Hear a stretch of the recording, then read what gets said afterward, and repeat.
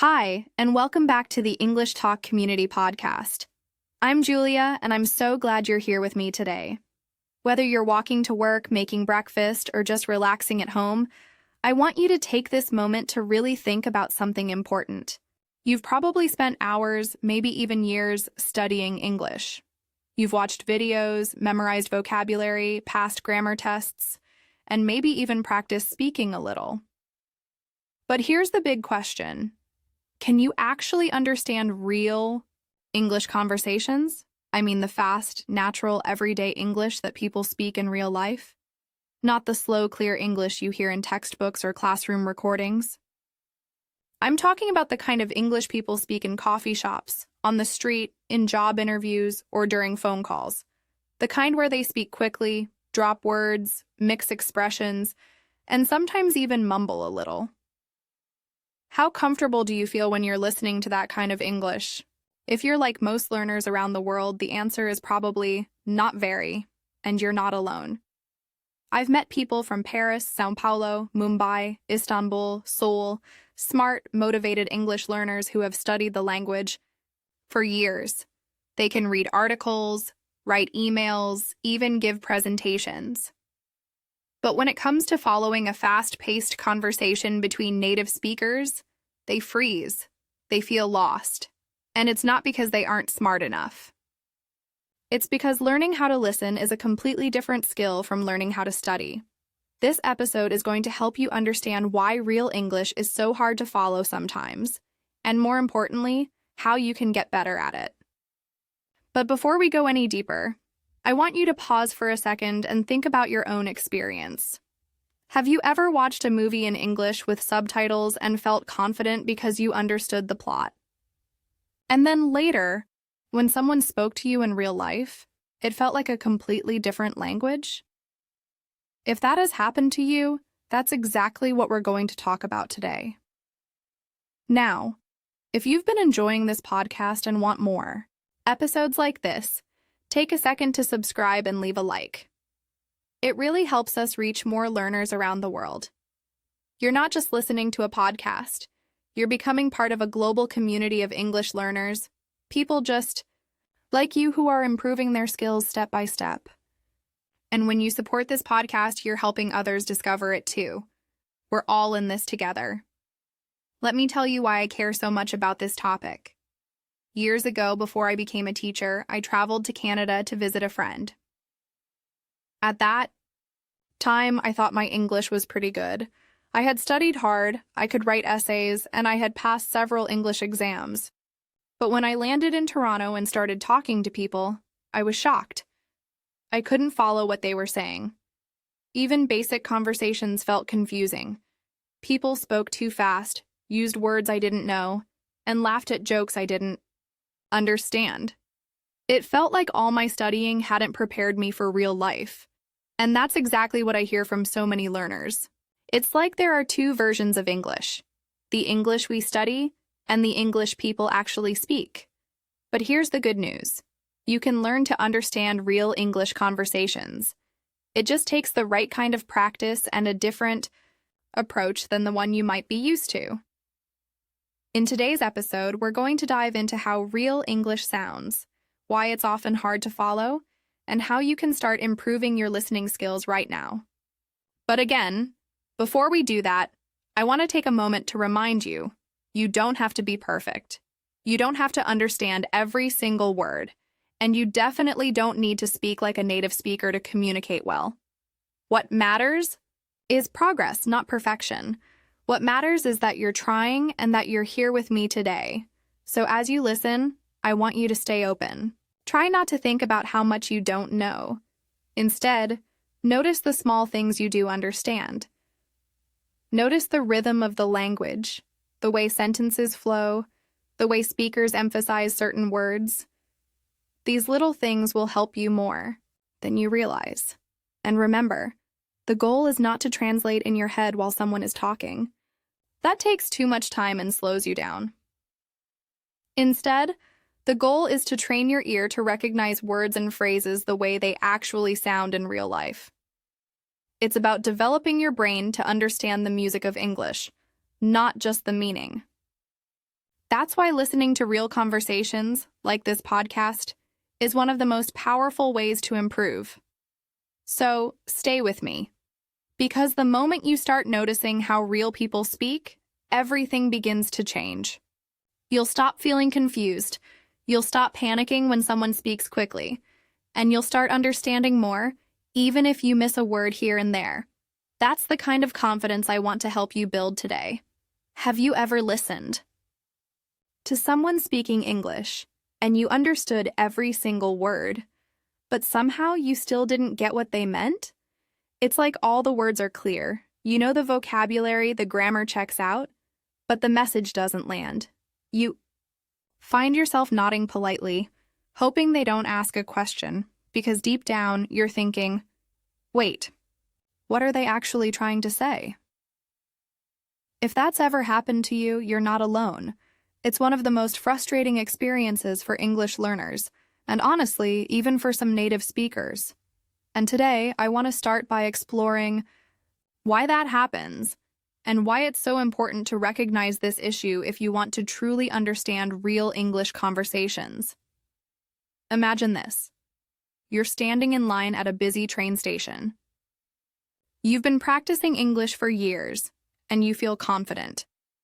Someone turns to you and says something like, "Hey, you good with letting me jump in real quick? I'm running late." You hear every word. You know what good, letting, jump, real quick, and running late all mean individually. But together, you freeze. Is this person asking for help? Are they trying to skip the line? Are they mad or being friendly? Your brain starts analyzing the sentence instead of responding naturally. And by the time you're ready to answer, the moment has passed. This gap between understanding the words and understanding the meaning is what creates most of the confusion in real-life English. And it's not about intelligence or memory. It's about how language works in real time.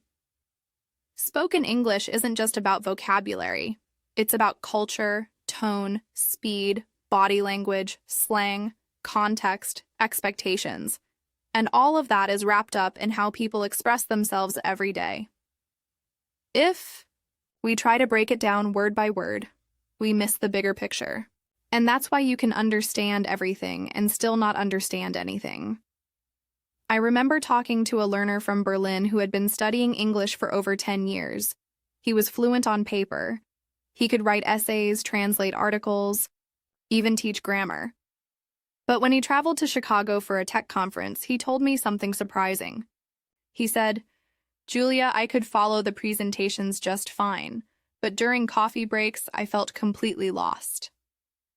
He wasn't struggling with English. He was struggling with how real people use English.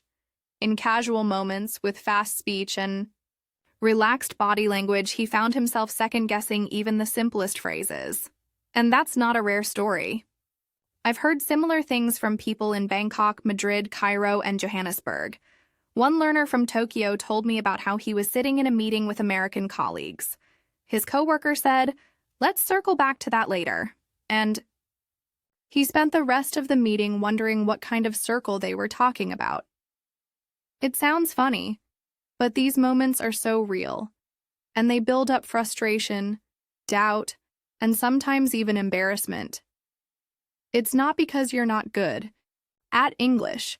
It's because real conversations are not textbook exercises. They're messy, emotional, and full of shortcuts. And that brings me to the real question I want you to ask yourself. Are you focusing only on the language, or are you also learning the communication? Because there's a difference. Language is the tool. Communication is the goal. And when we train only for grammar rules and vocabulary lists, we miss the layers of meaning that come from tone, context, and shared experience. For example, in some cultures, "You okay?" means, "Are you feeling sick?" In others, it's just another way of saying hi. If you don't know the context, you might respond with too much detail or with confusion. Another example came from a student in Manila who told me that someone once said to her at work, I'll shoot you an email. She was horrified at first. It sounded aggressive. But then she realized it was just a friendly way of saying, I'll send you a message. These expressions can sound confusing or even scary if we take them literally. And it's so easy to misinterpret them if you've never heard them used before. That's why it's not enough to memorize vocabulary. We have to listen for patterns, observe how people speak, and get familiar with the rhythm of real English. This disconnect also happens when people speak very casually. Imagine you're listening to a conversation between two friends from Sydney. One says, "Yeah, nah, I reckon we just grab it and go." That might make you pause. What does yeah, nah mean? Why are they saying reckon? Should you grab? What? When you're only trained in standard textbook English, casual talk like this feels like a puzzle. And that's exactly why so many learners get confused in real-world situations. Let's be honest, no one teaches this in a traditional classroom. Most English courses focus on formal structures, perfect pronunciation, and neutral expressions. But real people don't speak that way all the time. They interrupt each other. They use unfinished sentences. They repeat themselves. They add little sounds like, or like. And they expect you to just get it. Not because they're being rude, but because that's how conversations work in real life.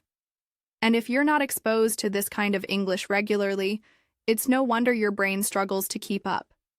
So, when someone says, "Do you want to just grab something later?" and lets the sentence trail off, they're actually making a full suggestion. They expect you to fill in the blanks.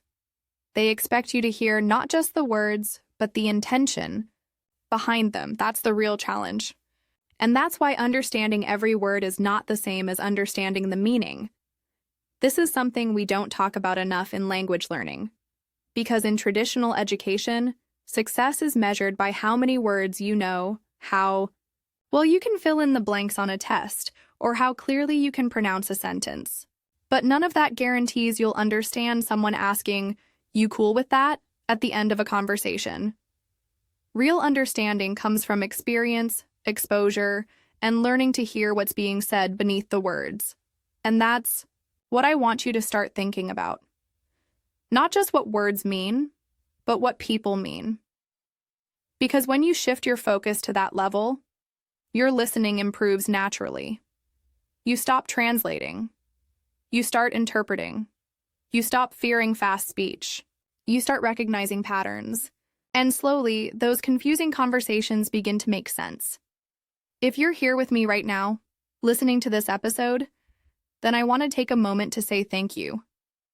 It means a lot that you're choosing to spend part of your day focused on improving your English.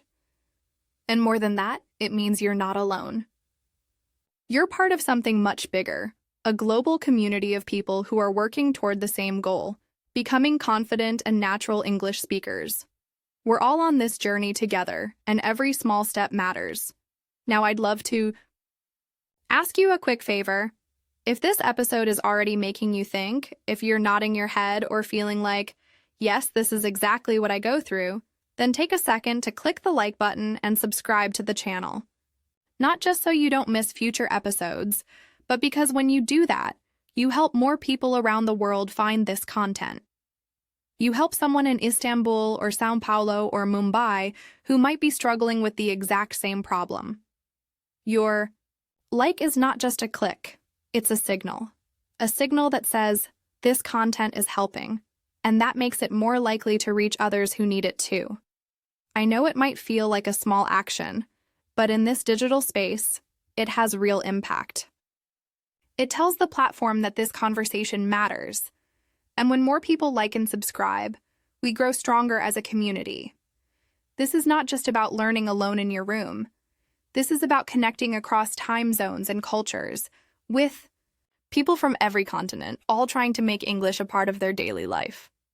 It's about knowing that even if you're studying by yourself at night in Seoul, or listening while commuting through traffic in Lagos, or taking a walk in the early morning streets of Lisbon, you are not the only one doing this. In fact, many of the listeners here come from big cities and small towns all over the world. I've heard from listeners in Nairobi, Jakarta, Buenos Aires, Toronto, and Prague. They send messages saying things like, "I didn't think anyone else felt this way," or "I finally understood that I'm not bad at English. I just needed to hear real conversations." And when we get those messages, we read every single one. Because this podcast isn't just mine. It belongs to all of us. It's built on your questions, your experiences, your challenges, and your progress. That's why I always try to include stories from different parts of the world. Because the more we hear from others, the more we realize how similar we are.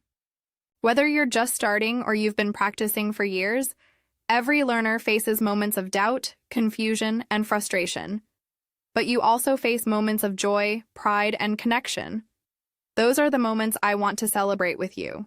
And when we come together as a learning community, those moments multiply. Think about this.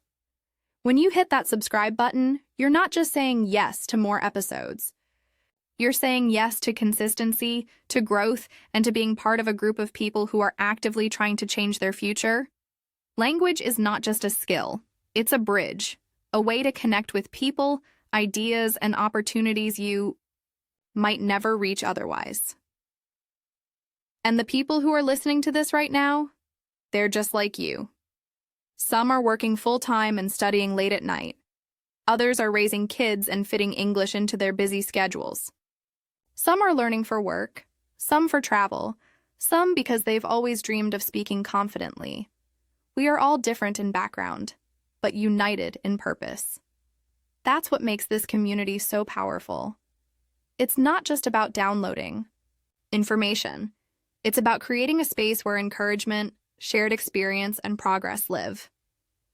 And when you interact, when you like, subscribe, or leave a comment, you make that space stronger. You make it easier for someone who's feeling discouraged to keep going. You help build a place where people can grow without fear of judgment or perfection. Because here we don't aim for perfection, we aim for connection and progress and understanding. And every person who joins adds something valuable. Maybe your story, your perspective, your example will be the one that inspires someone else to try again after a hard day. That's what a community does. It lifts each other up. It shows you that even when it feels difficult, you're not doing it alone. I often imagine all of us listening at the same time from different corners of the world. One person on a lunch break in Warsaw, another walking through a park in Hanoi, someone else sipping coffee in a cafe in Cape Town. All tuning in, all hearing the same words, all nodding along because they've been through it too. That's the magic of this space. That's the power of learning together, even if we've never met. So if you haven't already, now's the time to tap that subscribe button. And if you're enjoying this episode, give it a like. Not just for me, but for the next person who needs to find a place like this. You might not realize it, but your action makes a difference. It helps this podcast grow. It helps more learners find their way here, and it helps me keep creating episodes that really speak to what you need. This is the English Talk community. It's not just a name. It's a promise that no matter where you are, no matter your level, no matter your accent or your pace, you belong here. We're in this together. So let's keep going, step by step.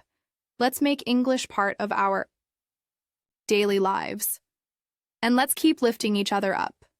One story, one word, one conversation at a time.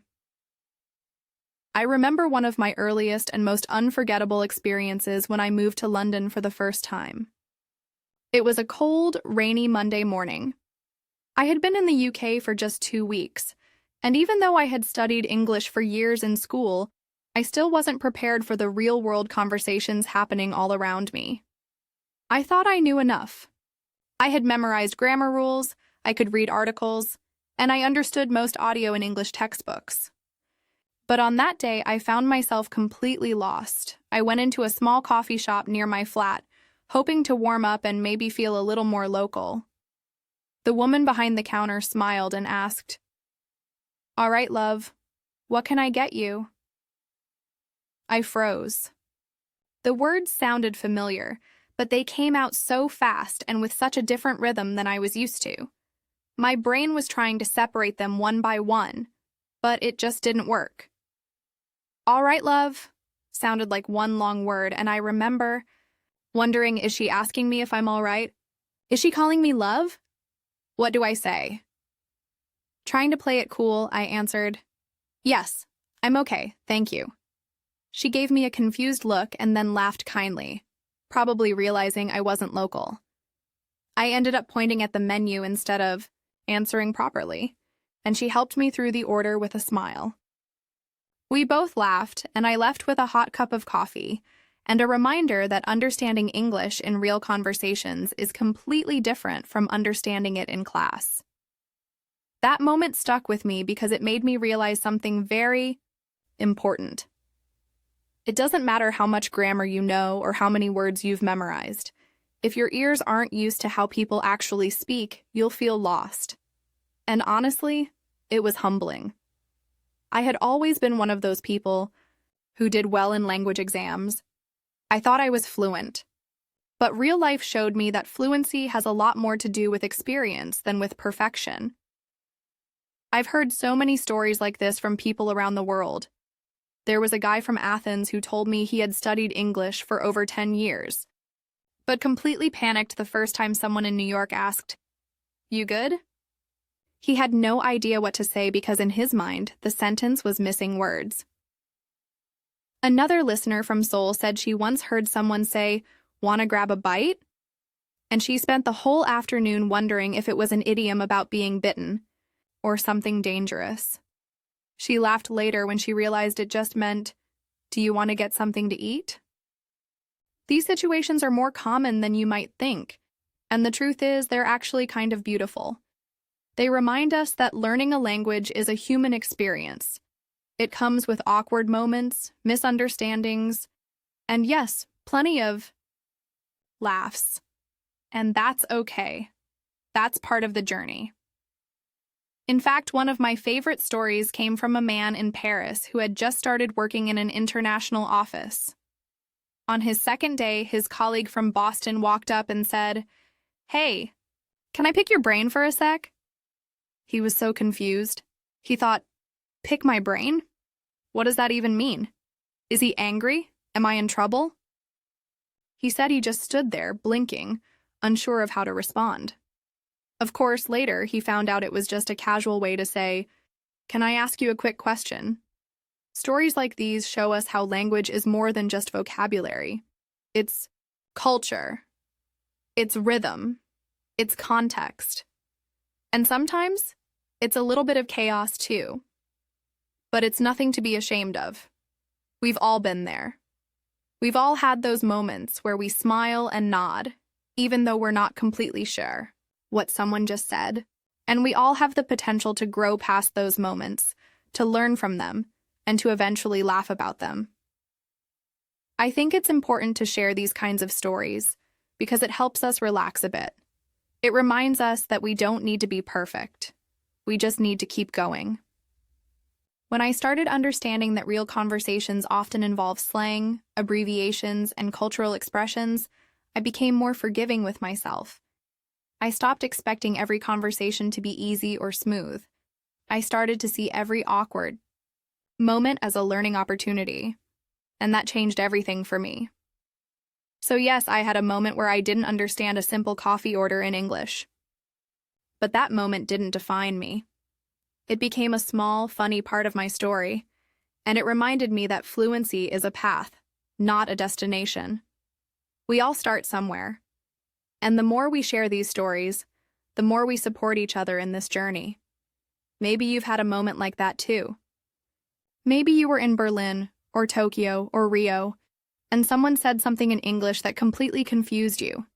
And you thought, "But I know these words. Why can't I understand?"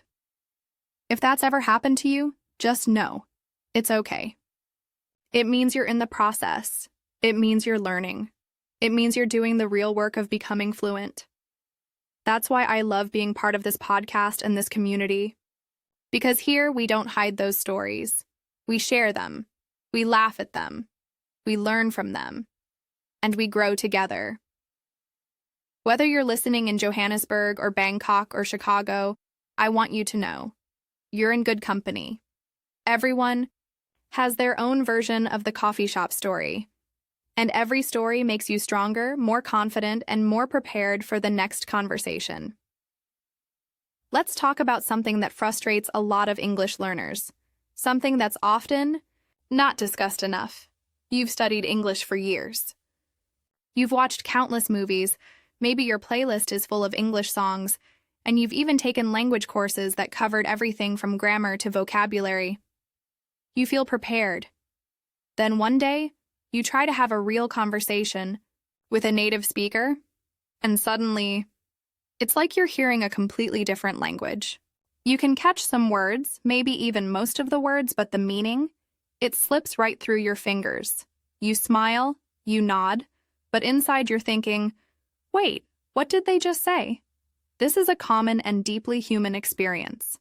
And it's one of the biggest challenges in learning any language, especially English. You see, classroom English and real-world English are not the same, not even close. In the classroom, English is slow, clear, and polite.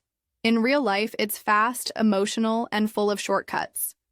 People use contractions, slang, idioms, and cultural references that often make no sense unless you've grown up with them.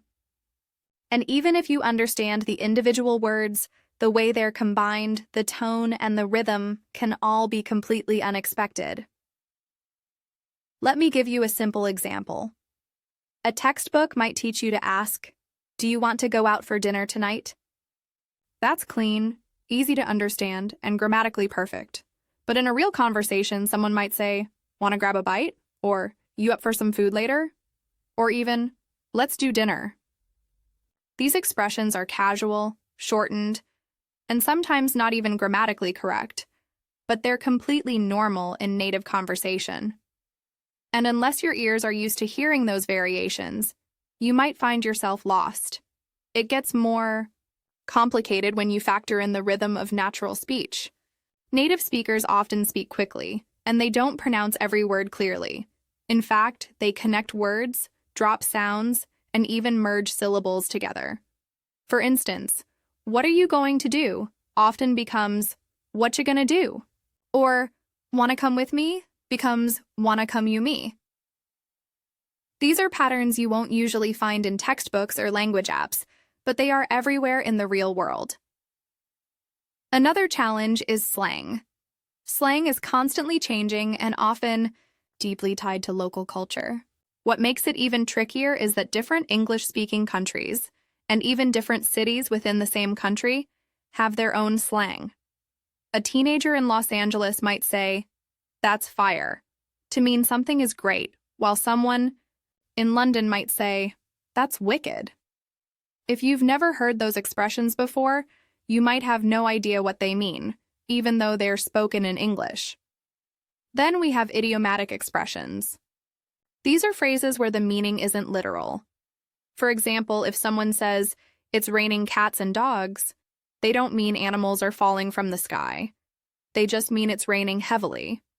Or if someone tells you, "Break a leg," they're actually wishing you good luck. These expressions are deeply rooted in culture, and they can make conversations feel like puzzles you're not equipped to solve. Even simple conversations can feel complicated. Imagine this. You're in Toronto, and someone says, "I was just chilling at my buddy's place when he goes, 'Let's hit up that new taco spot.' So I'm like, 'Bet.'" Now, if you learned English in a classroom, this might sound confusing. What does chilling mean in this context? What's a buddy? Why are they hitting up a taco spot? And what does bet mean? Each of these phrases carries meaning, but none of them follow the rules of standard grammar that you learned. I've heard from so many listeners who feel discouraged after talking with native speakers. They understand the language on paper, but when it comes to real conversations, they feel lost. And that makes them doubt themselves. They start to believe they're not good at English, when the truth is, they're just not used to real-world English yet. There's a big difference between knowing the words and understanding how those words live and breathe in daily conversations. Think about it this way. Learning formal English is like learning how to read music. It gives you structure. It gives you rules. But understanding spoken English is like learning jazz. It's fast, it's improvised, and it has its own rhythm. It bends the rules, and if you've only practiced the sheet music, jumping into jazz can be overwhelming. But that doesn't mean you can't learn it. You just need to spend more time listening to how people really speak, not just how they're supposed to speak according to the rules. It's also important to remember that even native speakers sometimes struggle to understand each other. A person from Texas might have trouble understanding someone from Glasgow. An Australian might not immediately get all the slang used in South Africa, and that's normal. English is a global language, and the way it's spoken varies widely. So if you're struggling to understand real English conversations, don't be hard on yourself. It doesn't mean you're not smart or not fluent. It just means you're facing one of the most common challenges of language learning. Understanding real English requires a new kind of practice. It means listening more, watching how people interact, and paying attention to how context shapes meaning. It means being okay with not understanding everything right away. And most importantly, it means staying curious and open, even when it feels frustrating. You might find that you understand movies and TV shows, but still have a hard time with real conversations. That's because scripted dialogue is often slower, clearer, and easier to follow. Real conversations are messy. People interrupt each other. They use filler words like, like, and, you know. They change topics suddenly, and they don't always finish their sentences. But that's what makes them real.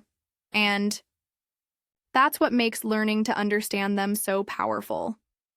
If you've ever found yourself lost in a conversation, trying to catch up but always a few words behind, just know this: you're not alone. This is a skill that takes time. And the fact that you're here, listening, practicing, and learning means you're already on the right track. Let me introduce you to someone whose experience might sound very familiar. His name is Luca. He's from Milan, Italy. Luca had always loved languages and had studied English for many years. In high school, he was one of the best students in his class. He continued learning during university, taking every opportunity to watch movies in English, read articles, and even follow international news.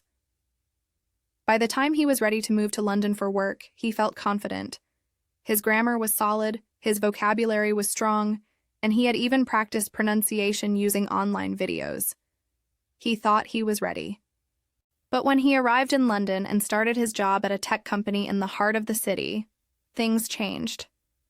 The first few days at work were exciting but also confusing. Everyone was friendly, but the conversations flew by so quickly. During meetings, Luca found himself catching only parts of what was being said. When his colleagues made jokes, he didn't understand them. People would say things like, "Let's touch base later," or "Can you shoot me that file?" And he would freeze for a second, trying to figure out what those phrases really meant. No one was speaking like the characters in his English textbooks. At first, Luca felt embarrassed. He started to doubt all the progress he had made over the years. How could he have studied so much and still not understand what people were saying? He even avoided small talk in the kitchen because he didn't want to misinterpret something or look confused. One afternoon during lunch, someone said, "I'm absolutely knackered, mate." And Luca just smiled and nodded, having no idea that it meant the person was really tired. He told me once that the hardest part wasn't just understanding the words, it was feeling left out of the rhythm of the conversation. People spoke quickly. They used phrasal verbs like "get on with it" or "bring it up," and they changed topics without warning.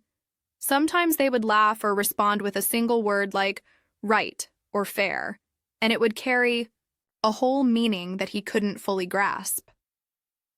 He didn't want to interrupt or ask questions every time, so he stayed quiet more than he wanted to. But Luca didn't give up. He decided to observe instead of panic. He started writing down phrases he heard during the day, even if he didn't understand them at first. On his way home, he would look them up. Some didn't appear in dictionaries, so he turned to videos, forums, and even native speaker podcasts to get a sense of how those expressions were used in real situations. He didn't try to memorize definitions, he tried to notice patterns. Also began paying attention to how people spoke, not just what they said. He noticed that in English, meaning is often hidden in tone, in speed, and even in silence. A coworker saying, "Sure, fine," with a flat voice didn't really mean "sure" or "fine." The tone said more than the words. That's something no textbook had ever prepared him for. Luca started using lunchtime as an opportunity to practice listening. Even if he didn't say much, he focused on catching key words and watching body language. He noticed how people laughed before someone even finished a joke, or how they used gestures and facial expressions to add meaning. He realized that real English wasn't about perfect grammar. It was about connection. It was about shared context, rhythm, and listening for the feeling behind the words. After a few weeks, he started feeling more relaxed.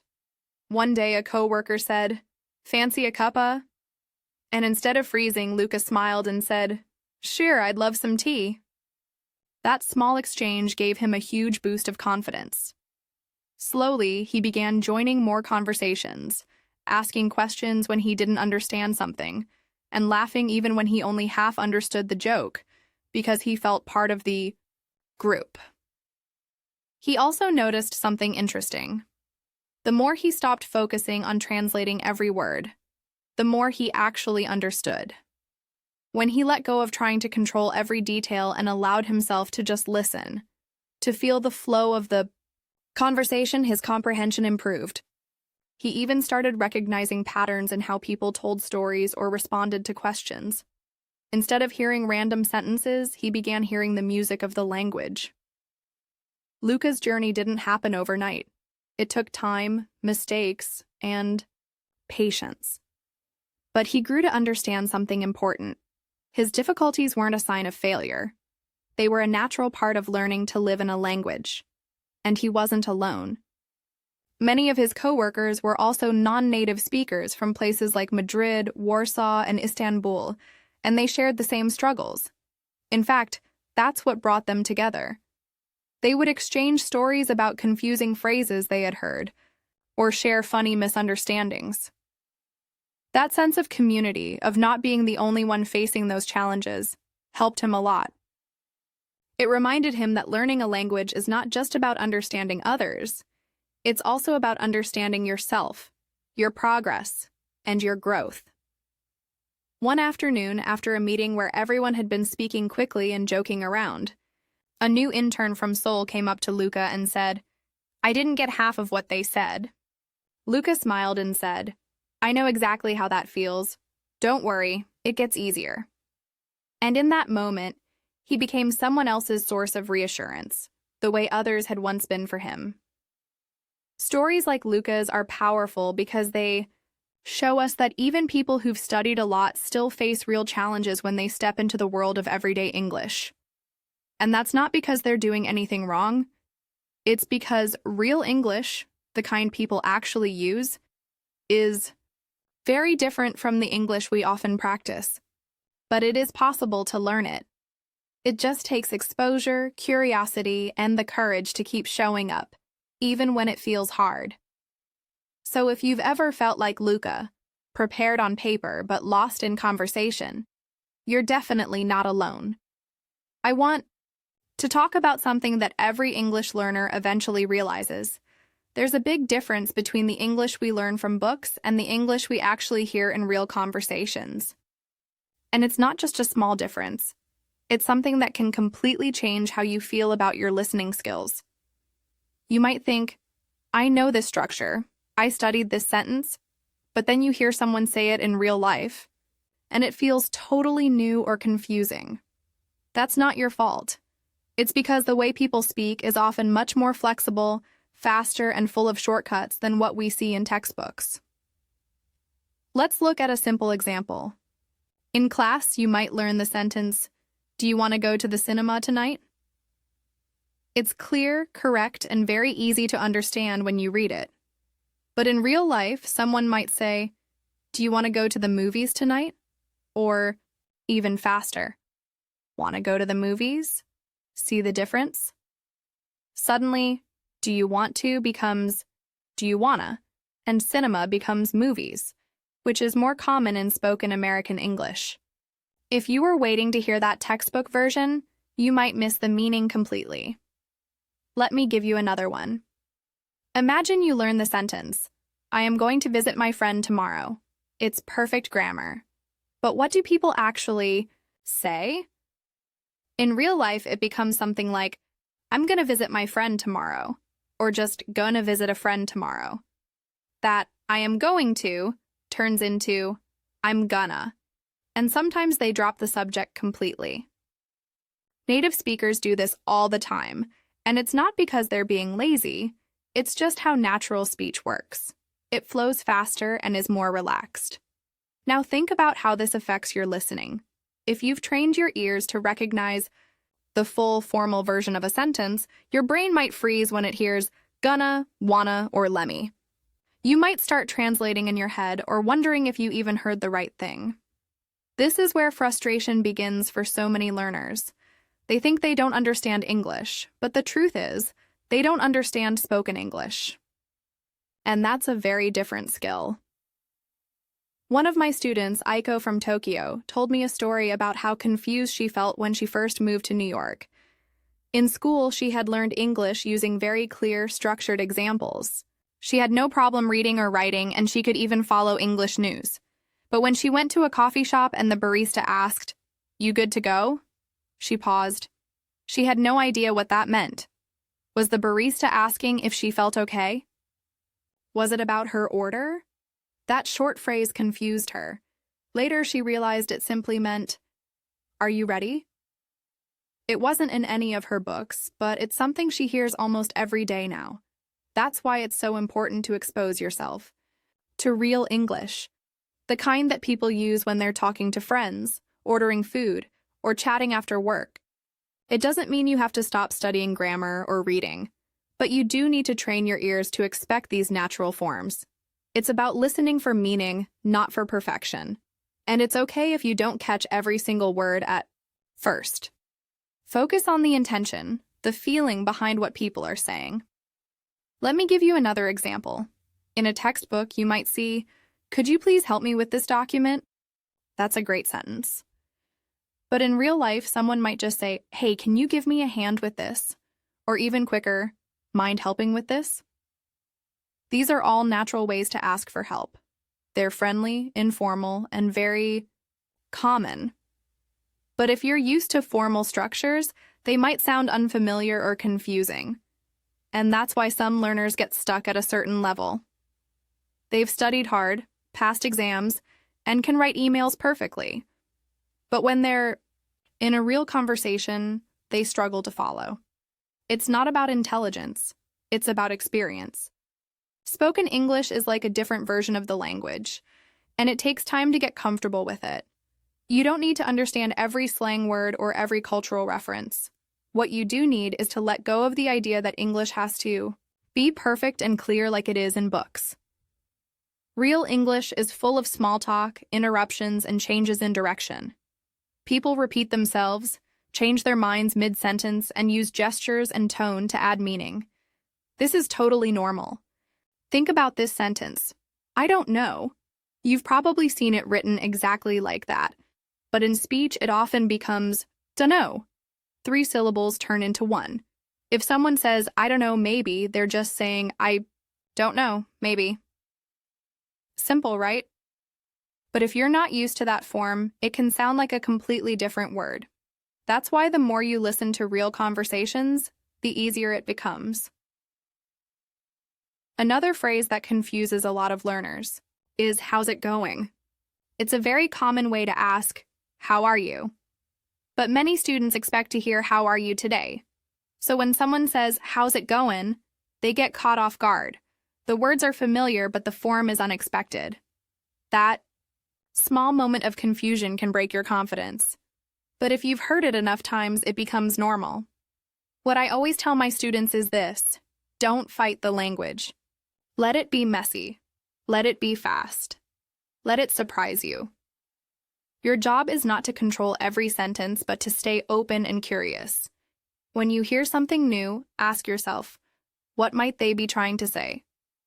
Instead of, why didn't they say it the way I learned it? This shift in mindset makes a huge difference. You can also practice by shadowing real speech. That means you listen to a short clip of a conversation and try to repeat it exactly as you hear it. Same speed, same rhythm, same pronunciation. This helps you get used to the music of spoken English. You'll start to notice common reductions like gonna, wanna, and lemmy. You'll hear how intonation changes meaning, and slowly your ears will adapt. So when you're watching a TV show or listening to a podcast, try to catch those natural patterns. Don't worry about every word. Focus on what's being said and how it's being said. That's how real understanding begins. And if there's one thing I've learned after years of teaching English learners from all over the world, it's this: trying to understand every single word in a conversation can actually slow you down. I know that sounds strange, especially if you're someone who studies hard and pays close attention to detail. You've probably been taught to translate, analyze, and understand the full sentence structure. But when it comes to real spoken English, that strategy can become your biggest obstacle. Let's take a deep breath together and talk about something I call listening with intention, not with perfection. What do I mean by that? I mean that instead of listening like a dictionary, trying to break down every individual word, you start listening like a human, focused on meaning, emotion, and communication. You stop trying to be perfect, and you start trying to connect. Imagine you're watching a movie in English. The characters are speaking quickly, using expressions you've never heard before. You try to follow, but you get stuck on one word, then another, and suddenly you've lost the entire sentence. Your brain is so busy trying to translate or understand those missing words that you miss the point. That's what happens when we chase perfection in listening. We lose the flow. We lose the big picture. And most importantly, we lose confidence. Now, let's change the approach. Imagine instead that you're listening with intention. You hear a conversation and you don't worry about catching every word. You focus on the tone, the key words, the mood. You hear someone say, "Hey, sorry I'm late. Traffic was crazy today." Even if you didn't catch traffic or didn't know what crazy meant in that context, the tone and the rest of the sentence tell you this person had a difficult time getting there. You understand the message, and that's the goal. This kind of listening is how we process conversations in our first language, too. Think about it. When you're talking to someone in your native language, do you analyze every word? Probably not. You listen for meaning, and your brain fills in the gaps. That's exactly what you need to train your mind to do in English. Let me tell you about Mateo, a listener from Madrid. He told me he used to stop and rewind every time he didn't understand a word in a podcast. It made his learning slow and frustrating. He felt like he was failing every time he didn't understand something. I told him to try something different. I asked him to listen to the same podcast without pausing, even if he missed a few words. Just keep going. Focus on the feeling, the key words, and what the people are trying to communicate. He tried it, and after a week, he messaged me again. He said, "Julia, I didn't understand every word, but I understood the story. I followed the conversation, and I didn't feel stressed." That's the shift I want you to experience. When you stop chasing perfection, your brain becomes more relaxed and open. You learn faster because you're not stopping yourself at every unknown detail. So here's a practical tip. When you're listening to something in English, maybe a conversation, a podcast, or a scene from a TV show, don't write down every word. Instead, write down the key words you hear. Words like meeting, late, problem, happy, next week. These are the words that carry the meaning. Then, try to retell what you heard using just those key words. You'll be surprised how much you actually understood. Another great tool is paying attention to intonation. That's the music of English, the rise and fall of the voice, the emotion behind the words. Someone can say, really, in a curious way, a surprised way, or even an annoyed way. You don't need to understand all the words around it to catch the feeling. The voice tells you everything. Listening for tone and emotion gives you clues that words alone can't. And remember, native speakers don't use perfect grammar all the time. They pause, repeat, use filler words like you know and like. They interrupt each other and speak in incomplete sentences. That's not wrong. It's just natural. If you expect perfect, clear, slow English all the time, you're going to miss the beauty of how people actually speak. Real communication is not perfect, and it doesn't need to be. Let's take an example. You hear two people talking. So I was like, no way, I'm not doing that today, you know? If you're stuck thinking about was like and wondering why they didn't say said, you'll miss the point. But if you listen for the intention, the rhythm, and the emotional reaction, you'll understand. This person refused to do something and felt strongly about it. That's listening with intention. One more example. A friend says, "Hey, you good?" At first, that might confuse you. Where's the full sentence? Shouldn't it be, "Are you good?" But this is how people talk. You good means are you okay? Or do you need anything? If you're listening with intention, you don't stop to ask, why did they skip the word are? You understand that they're checking on you. That's what matters. Here's another exercise. You can try. Take a video with subtitles in English. Watch it once without reading. Just listen and try to follow the story. Then, watch it again with subtitles and check what you missed. You'll notice that even if you missed a few words, you probably got the meaning right. That's proof that your brain is smarter than you think. Trust it. And here's the truth. Perfection doesn't exist in conversation. What exists is connection. Your goal is not to become a machine that hears and translates every word. Your goal is to become a listener who understands people, who responds with empathy, and who feels confident even when things aren't crystal clear. So let go of the pressure to catch everything. Celebrate the moments when you understand the message, even if some of the words are new. With every conversation, your brain is learning patterns. You're building listening skills that go far beyond vocabulary lists. And the more you listen with intention, the more natural English will become for you. So next time you're listening, ask yourself, what are they trying to say? What's the emotion? What are the key words? And how does it all fit together? That's how you listen like a real English speaker. That's how you grow. May is from Shanghai, and like many dedicated English learners, she spent years studying the language through textbooks, audio CDs, and online courses. She had completed multiple grammar programs, memorized lists of vocabulary, and even passed a few English certification exams. When she planned her first solo trip to New York City, she felt prepared. She had confidence in her reading and writing, and she could understand classroom dialogues with no problem. But nothing had quite prepared her for the reality of informal English conversations in a busy international airport. May arrived at JFK Airport, and at first, things seemed to go smoothly. She understood the announcements clearly: flight numbers, boarding times, gate changes. The English used in those messages was slow, clear, and predictable, just like what she had practiced. But as soon as she tried to interact with people around her, something changed. She approached a staff member and asked for directions, and the response came back fast, with lots of connected speech and a friendly but informal tone. The words ran together, and she caught phrases like, "You're good," and "head down." That away, past the Duncan. May froze. She didn't know what that away meant. She didn't understand what "you're good" was supposed to imply. She smiled, nodded, and walked in the direction the person had pointed. But inside, she felt defeated. Then, at the baggage claim area, she overheard a group of travelers talking. Their conversation was casual, full of slang and laughter.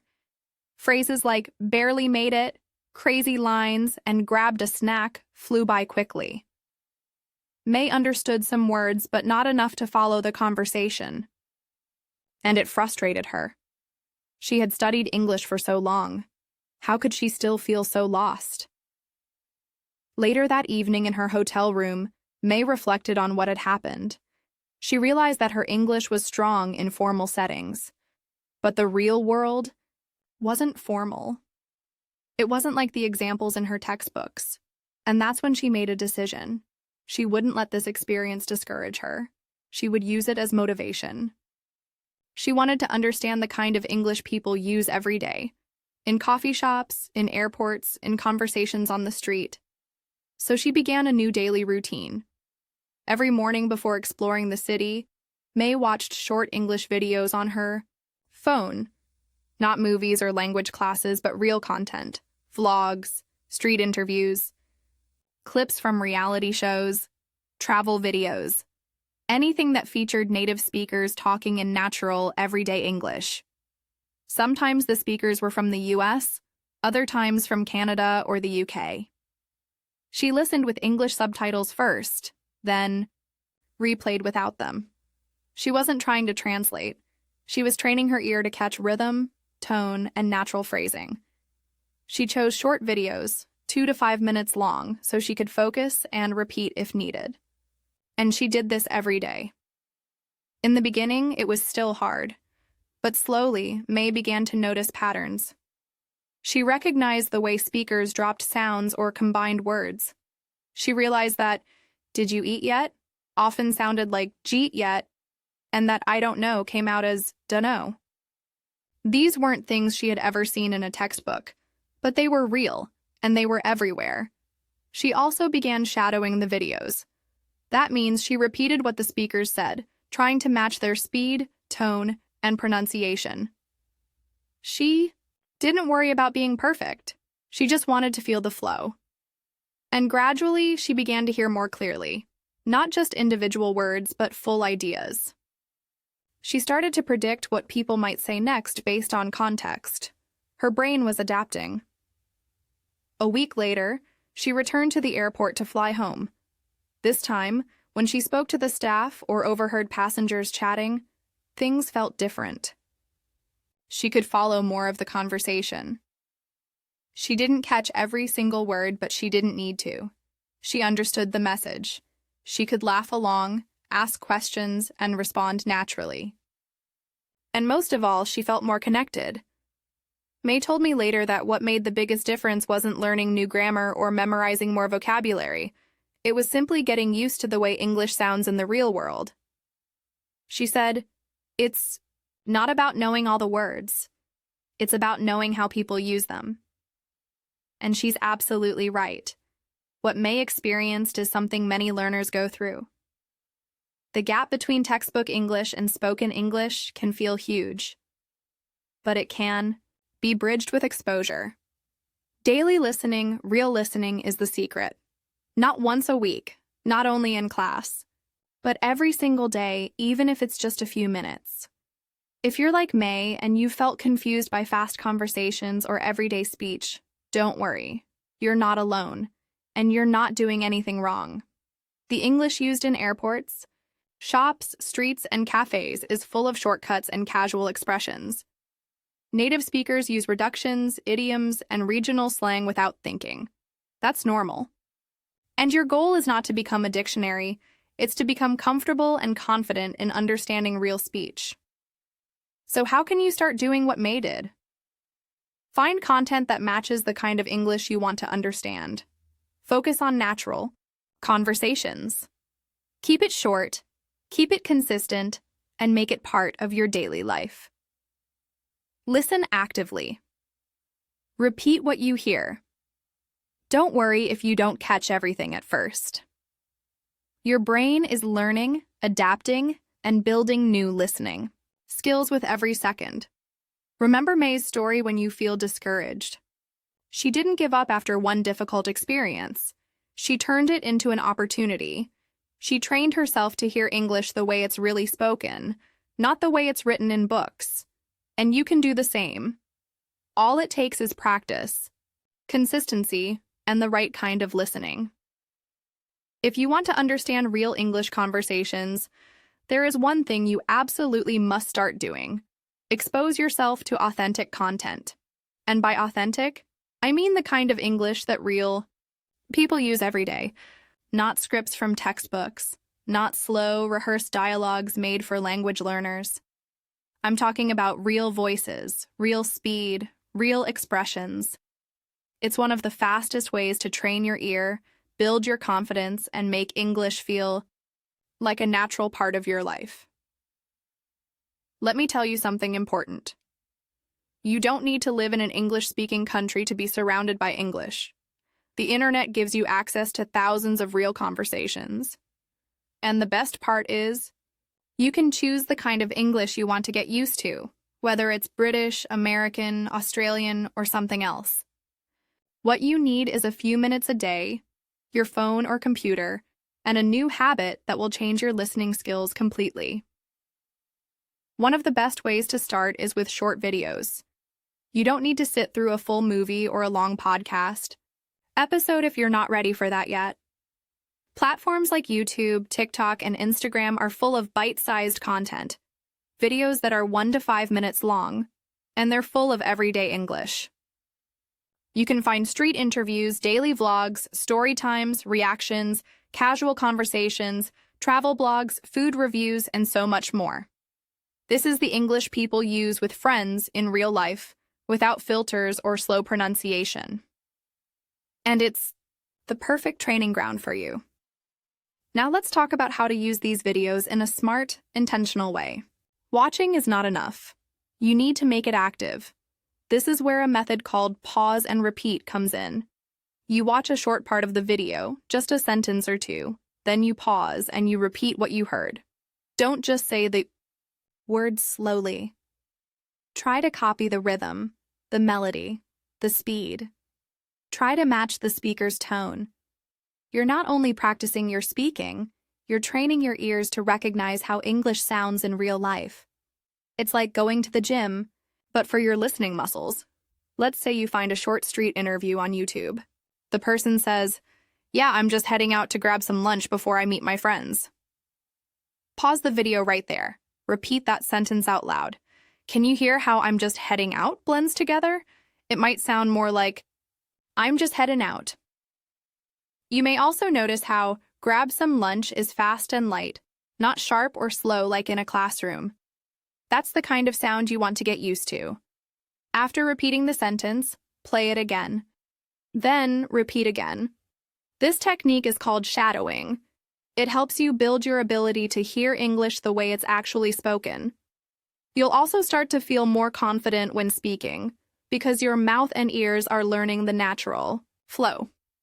You can also use subtitles if you need them, especially at the beginning. Start with English subtitles, not translated ones. That way, you connect what you hear with what you see. If you hear "gonna" and see "going to" in the subtitles, your brain makes the connection. It starts to understand that these fast forms are not wrong. They're just how people actually talk.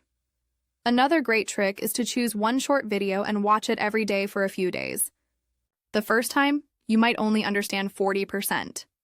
That's okay. The second time, you catch more.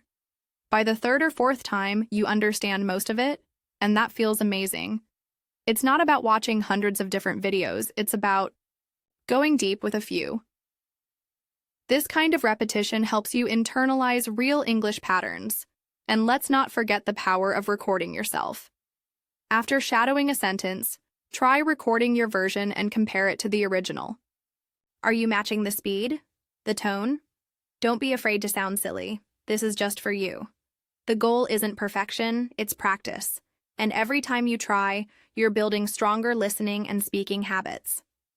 When you watch content on TikTok or YouTube, notice the topics too.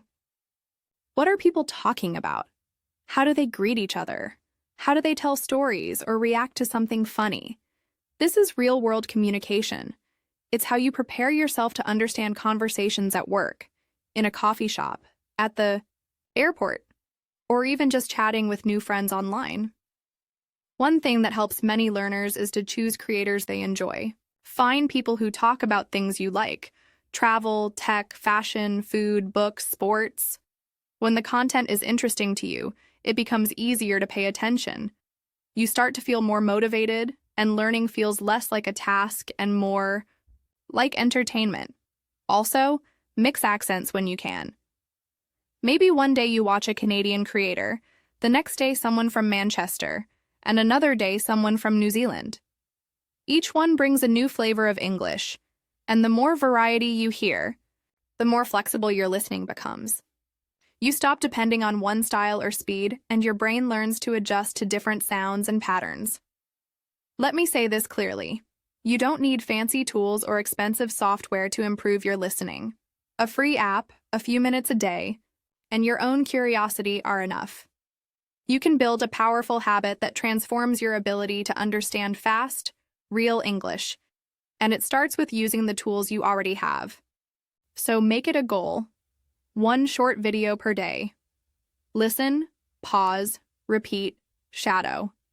It might feel small, but it's a big step forward. Soon the English that once felt fast or confusing will start to sound familiar. Your ear will catch more. Your mind will relax. And conversations will become less scary and more fun. Authentic content isn't just entertainment. It's your classroom, and it's available to you anytime, anywhere. One of the most powerful tools you can develop when learning to understand spoken English is your sense of rhythm. Yes, rhythm, not grammar, not vocabulary, not even pronunciation alone. Rhythm is what makes English flow. It's what gives English its musicality, and once you start hearing that melody, everything begins to change. Even when you don't catch every word, your ear can still follow the sentence. You can anticipate what comes next. You begin to feel the conversation, not just translate it. Think about the last time you listened to a song in another language. Even if you didn't understand the lyrics, there was something in the beat and flow that helped you feel the emotion of the music. Spoken English works in a similar way. There's a beat.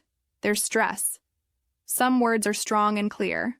Others are soft and almost disappear. This pattern isn't random. It's a system. And once you recognize it, your listening comprehension improves fast. In English, certain words are naturally stressed. These are usually content words: nouns, verbs, adjectives, and adverbs.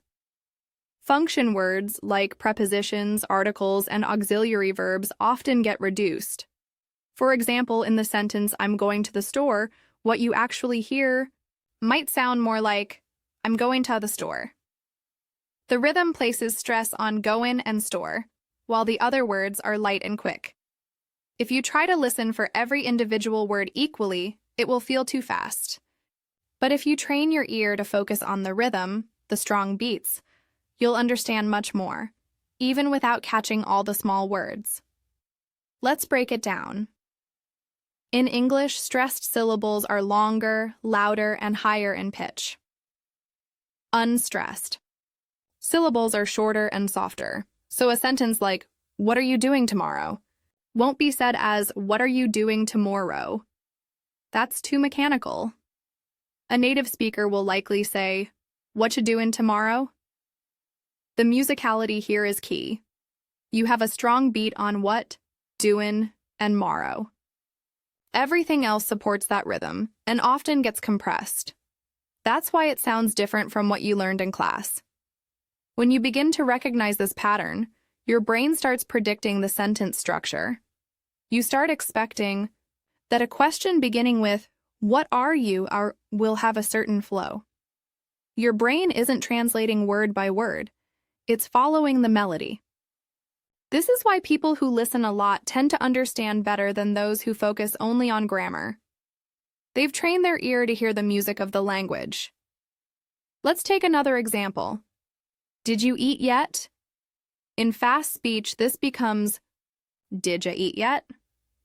If you've only seen the written form, this sounds confusing, but if your ear is trained to hear rhythm and connection, you realize that did ya is simply a natural combination of did and you. This blending of sounds called connected speech is everywhere in English. And it's not lazy or incorrect, it's just how the language is spoken. One powerful way to train your ear for this musicality is through repetition.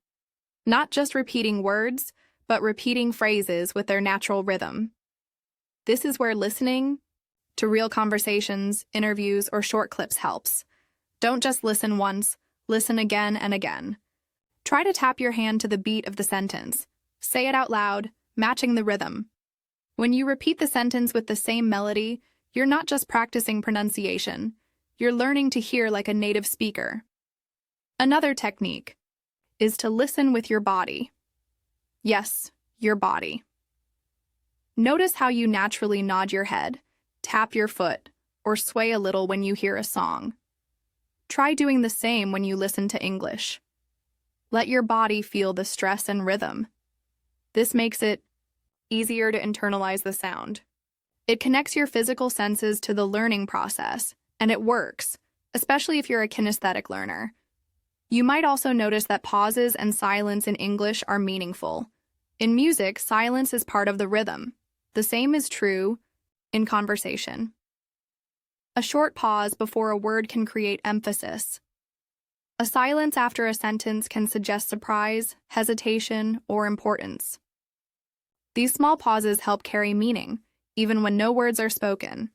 If you only focus on vocabulary, you miss the feeling behind the message. But when you listen for rhythm, silence becomes part of the message too. Here's something interesting. Children learning their native language don't understand every word at first, but they recognize rhythm, they hear patterns, they imitate the melody before they even know what it means. This is exactly why singing songs in English can be helpful. Songs are full of rhythm, and they stick in your memory more easily than spoken text. You don't have to sing perfectly, just focus on the flow. Sing along. Shadow the singer. Let the language move through you. Even when you're not listening to songs, you can use rhythm to help you. If you're walking, try repeating English. Phrases with your steps. Step 1, how are you? Step 2, I'm fine, thanks. This physical rhythm reinforces the natural beat of English and turns abstract learning into something more grounded and memorable. You can also record yourself saying phrases with rhythm. Pick a short sentence, listen to how a native says it, then record your version. Play it back, compare. Do the stressed words match? Does the sentence have the same flow? You don't have to sound exactly the same, but getting closer to that rhythm will make you easier to understand, and it will help you understand others better too. Understanding English through rhythm is not about being perfect. It's about becoming familiar. Once you hear the music of the language, everything feels more predictable. You stop feeling lost in fast speech. Instead, you ride the wave of the sentence. Your brain starts to anticipate what's coming, and that reduces the stress and mental effort of listening. This doesn't happen overnight, but it's something anyone can learn. It just takes practice, patience, and a new way of listening. Don't focus only on words, focus on sound, on stress, on melody, on let the rhythm guide you, and soon, the English that once felt fast and chaotic will start to feel natural, like a song you've heard 100 times. Carlos had studied English for years. He had taken classes at school, enrolled in private courses, and even used language apps every day on his commute. He felt confident. He could read articles, write emails, and watch shows with subtitles. So, when he finally took a short trip to New York from Buenos Aires, he wasn't nervous at all about using his English. In fact, he was excited. He saw it as the perfect opportunity to use everything he had learned. That confidence lasted exactly 10 minutes after arriving at a small coffee shop near his hotel. It was a typical morning. People were lining up, the sound of the espresso machine filled the air, and the baristas were calling out names quickly. Carlos stepped up to the counter with a big smile and said, "Good morning. I'd like a cappuccino, please." So far, so good. The woman behind the counter smiled back and responded, but what she said sounded like a blur to him. He blinked. "Sorry?" he asked. She repeated a little slower this time, but it still didn't help. Carlos stood frozen. He had no idea what she was saying. Something about milk, maybe? Or was she asking for his name? He panicked. He smiled awkwardly, nodded, and just said, "Yes, that's fine." He stepped aside, confused, and waited. When he finally got his drink, it wasn't exactly what he wanted, but he was too embarrassed to go back. Later, sitting at a table with his coffee that had turned out to be iced instead of hot, Carlos replayed the moment in his mind. Why hadn't he understood her? She wasn't using difficult words. But her speech was fast, full of contractions, and her tone was casual, almost relaxed to the point of seeming careless. He realized something important in that moment. He hadn't been practicing real conversations. He knew textbook phrases, scripted dialogues, and the kind of English you hear in language apps or clean news reports. But everyday English, what people actually say in cafes, stores, or on the street, was something completely different. Carlos decided not to give up. That afternoon, he went back to his hotel and searched online for real-life English conversations. He wanted to hear the way people actually speak, not just the polished version. That's when he discovered a podcast. Yes, a podcast like this one, where people talked about learning English through natural exposure. He started listening every day. Not long sessions, just a few minutes at a time. He listened to conversations between friends, ordering food, asking for directions, making small talk. But Carlos didn't just listen passively. He listened with purpose. He would play a short conversation, pause, repeat what he heard, then rewind and check if he was close. At first, he missed a lot, but slowly he began to hear the patterns. He noticed how people said gonna instead of going to, or how did you get it became did ya get it? He learned to recognize these shortcuts and started repeating them out loud, not worrying about sounding perfect, just trying to match the flow. One of his favorite exercises was shadowing. He would pick a short clip, play one sentence, and immediately repeat it, matching the speed, rhythm, and intonation. It was challenging, especially at first, but it helped him train his ear. He wasn't just listening. He was absorbing the sounds, the music of the language, the way real people speak when they're relaxed and not thinking about grammar. After a few weeks of daily practice, something changed. Carlos went to another coffee shop near his hotel. This time, when the barista asked, "Do you want room for milk?" he understood immediately. He smiled and said, "No thanks, I'm good." The whole interaction was smooth. No confusion, no hesitation. It wasn't because he had learned new vocabulary. It was because he had trained his ear to recognize the way English is spoken in real situations. He realized that what made the biggest difference wasn't studying harder. It was changing the type of input he was using. Real conversations, casual speech, and natural rhythms gave him the tools to navigate everyday moments. And those are the moments that really matter.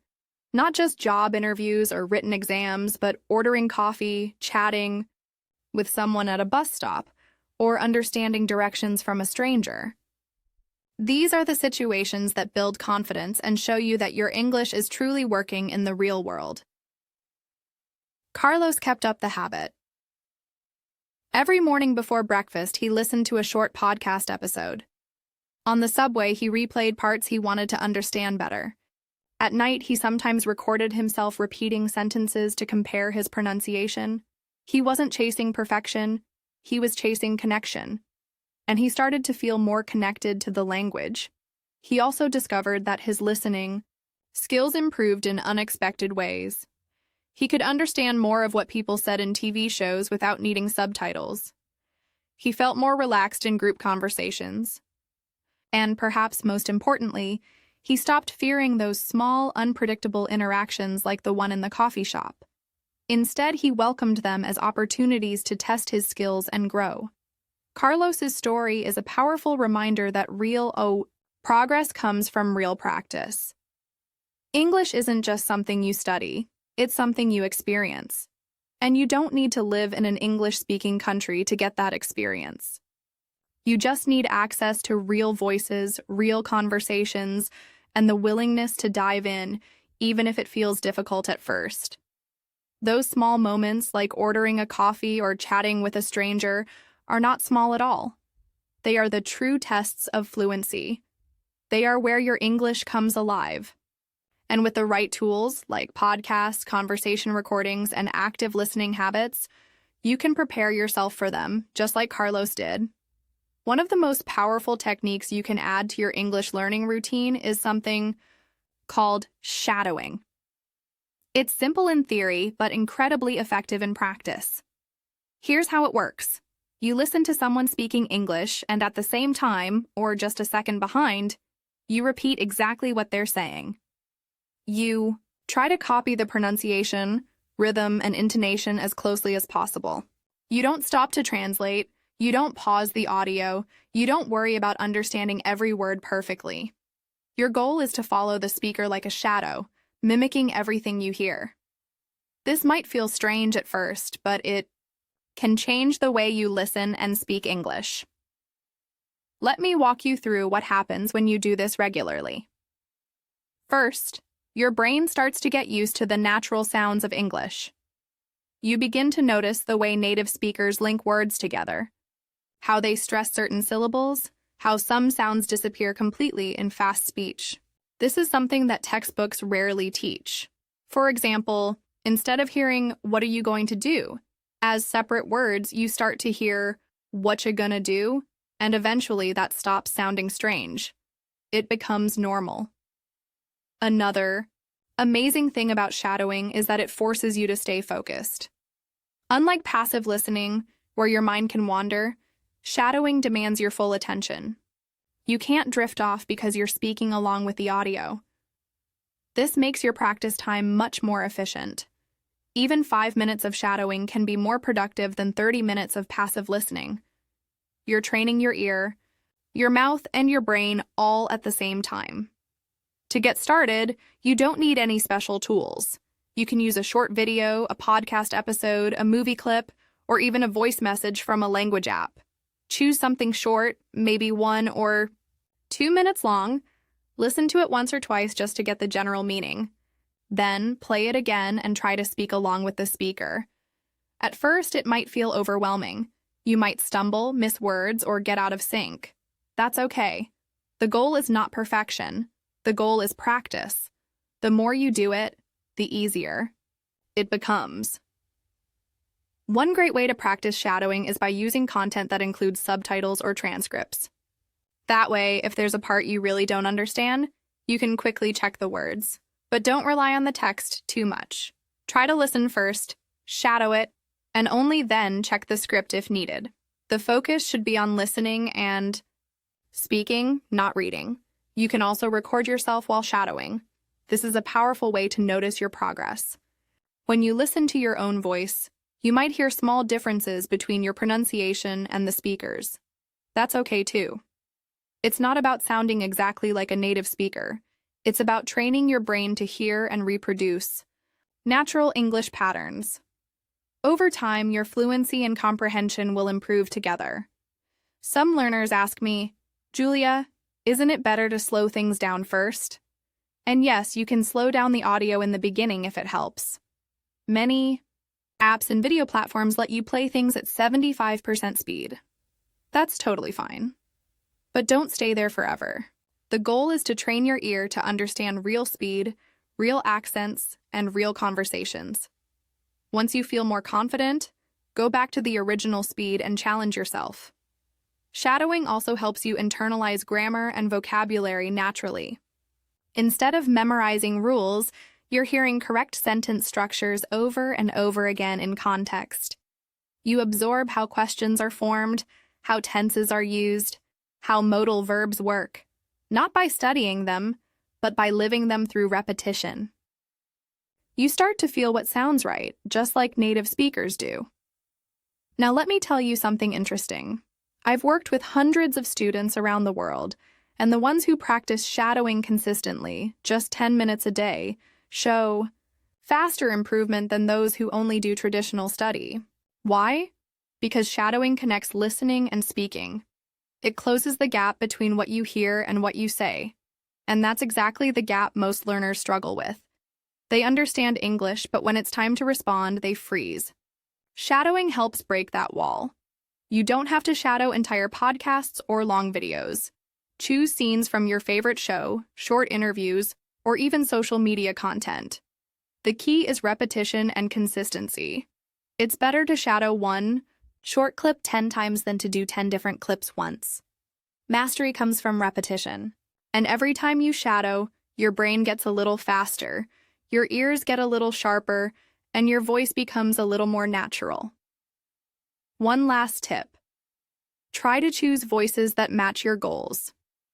If you want to sound more American, choose American speakers. If you're aiming for a British accent, use British materials. But don't limit yourself too much. Exposing yourself to different accents is also valuable.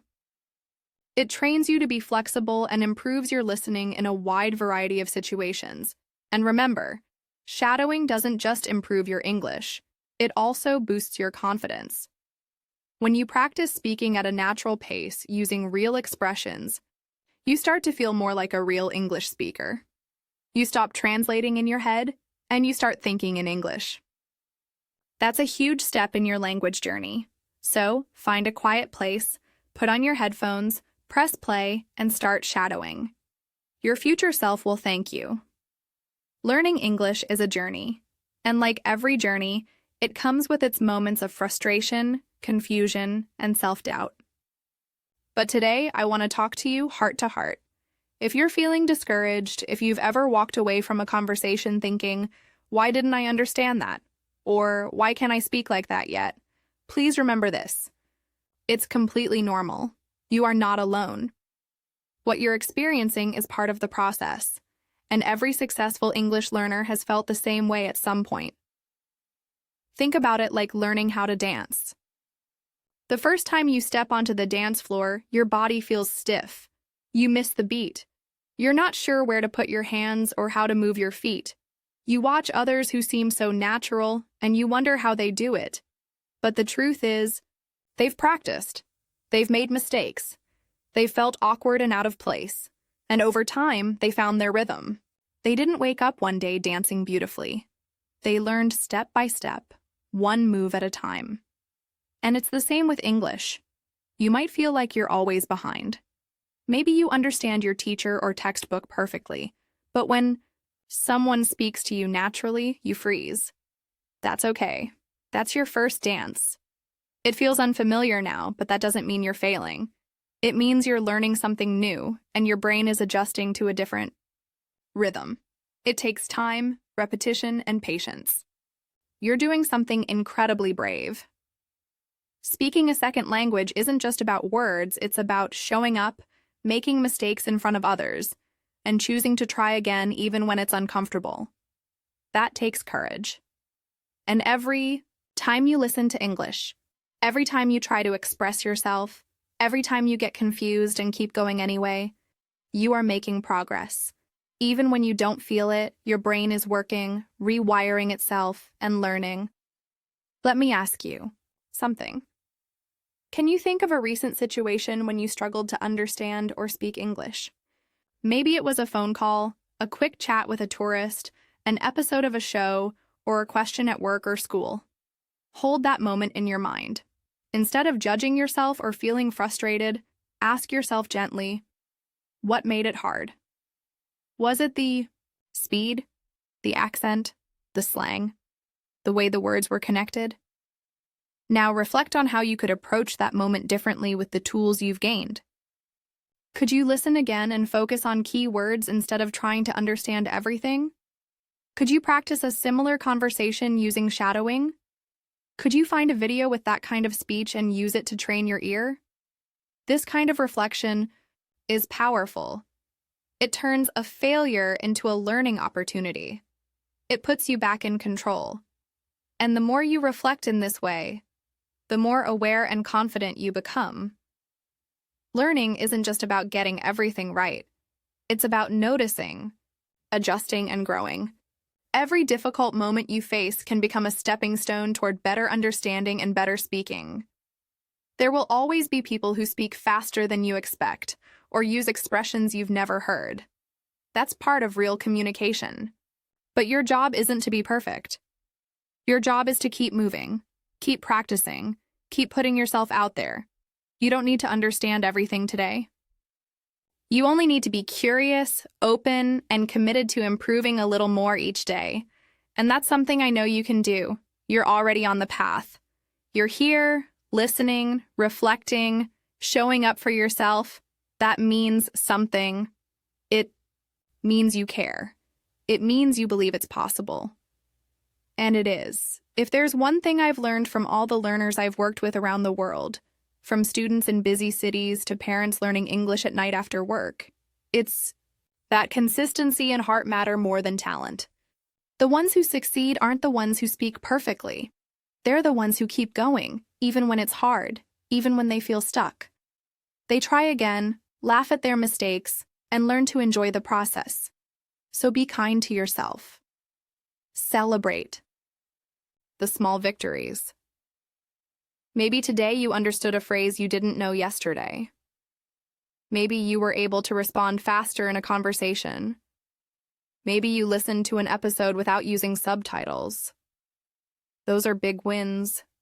Don't overlook them. Your English journey is unique. It doesn't need to look like anyone else's. Move at your pace. Use the strategies that work for you, and trust that every bit of practice adds up. Every time you expose yourself to real English, every time you listen with intention, every time you speak, you are planting seeds, and those seeds will grow. Even the best dancer started with a first awkward step. You're not behind, you're just warming up, and soon you'll find your rhythm. Thank you so much for spending this time with me today. I know that learning English, especially the kind of English that's actually used in real conversations, can feel overwhelming sometimes. But just by listening to this episode, you've already taken an important step. And I want to remind you of something simple but powerful. You are not doing this alone. This community we've built here is made up of people from every corner of the world, all working toward the same goal: understanding and speaking English more naturally. Whether you're listening in your car, at home, while walking your dog, or during a break at work, you are part of something bigger. You're part of a global group of learners who are showing up day by day to improve. That's not always easy, but it's always worth it. Before we say goodbye for today, I want to give you a gentle challenge. Pick one thing from this episode, just one tip or idea, and try it in the next 24 hours. Maybe it's listening to a short video and focusing only on the rhythm and intonation. Maybe it's trying shadowing for a few minutes with a podcast, or repeating a phrase you heard in a movie. Maybe it's pausing a video and repeating the sentence out loud to match the pronunciation. It doesn't have to be perfect or long. The goal is to take action, even in a small way. Because small actions repeated with consistency lead to big results. You might not notice a difference immediately, but after a week, a month, or a few months of practicing regularly, you'll look back and realize how much you've grown. That's the beauty of steady progress. It sneaks up on you, and one day you understand a sentence you would have missed before, or you respond more confidently in a conversation. That feeling is incredible, and it's waiting for you, just ahead. Learning a language isn't just about grammar or vocabulary, it's about courage. It's about continuing even when it's uncomfortable. And it's about building habits that make the process feel lighter and more natural. That's why it's so important to keep the momentum going. You've done the listening part today, now comes the doing. If you're not sure where to start, go back to one of the stories we talked about. Maybe the experience of Luca or May or Carlos reminded you of a situation you've been through. Ask yourself, what did they do to improve? How can I try something similar in my life? Use their experiences as inspiration, not comparison. Their journey is theirs. Yours will be different, and that's what makes it beautiful. Also, if you enjoyed this episode and want to keep practicing, I'd love to invite you to listen to another one. Choose one that focuses on something you want to improve. Maybe listening skills, vocabulary for daily life, or speaking with more confidence. Each episode is made to help you grow a little more, with tips that are easy to understand and stories that reflect real challenges learners face. Remember, this isn't about being perfect. It's about being present, about choosing, every day, to keep learning. And if you ever feel like giving up, just remind yourself, thousands of people around the world are walking this same path with you. They're struggling, learning, and improving, just like you. You are part of this. And we're cheering you on. So let this be your next step. Do something small today. Build a habit tomorrow. Listen to one more episode this week. Repeat a phrase, sing along to a sentence, or write down something new you learned. It doesn't have to be complicated. Just keep going. And finally, thank you again for letting me be part of your journey. It's truly an honor to speak with you and to support your progress, even from a distance.